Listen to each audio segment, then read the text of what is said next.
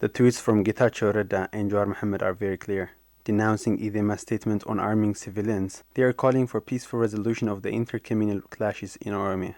These critics come after Idema and its leader Burhanu call on the need to arm civilians so as to make them able to defend themselves in the ongoing violence. Burhanu Naga, Ethiopia Education Minister, blames TPLF for fueling the violence behind.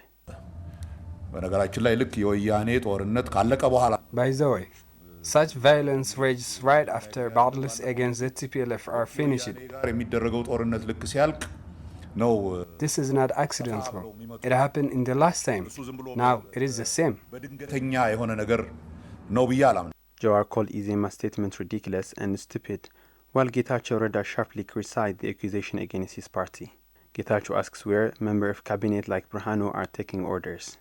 Expert in international relations Dr. Mola Reda has also called Burhanu Naga and Idema's statement very dangerous. So the very fact that a minister for education of within the Ethiopian government is proposing arming civilians as a solution for the raging intercommunal violence is deeply irresponsible, because if citizens are arming themselves on a daily basis in the context of this raging fire, which is consuming the lives of thousands of Ethiopians on a weekly basis, then citizens cannot do much else, because it's a responsibility of the government to protect the rights and the physical safety of citizens, and the right to live is one of the most fundamental and sacred rights that citizens can possess, and ensuring that right is preserved is the very responsibility of the government or the state.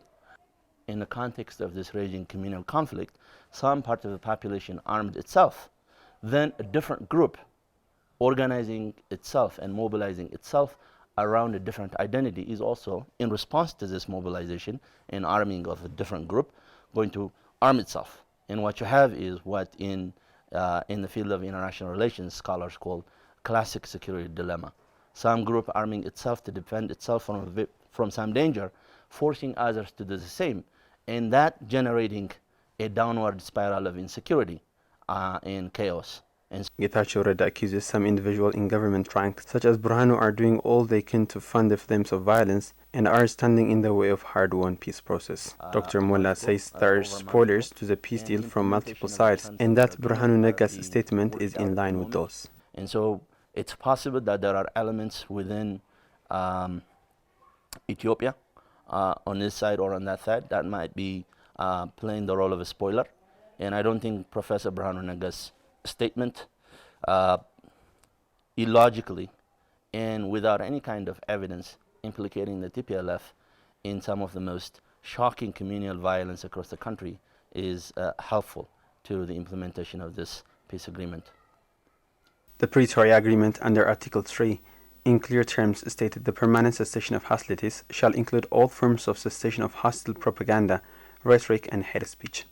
However, officials in the Ethiopian government, such as Burhanu, continue to violate the provisions.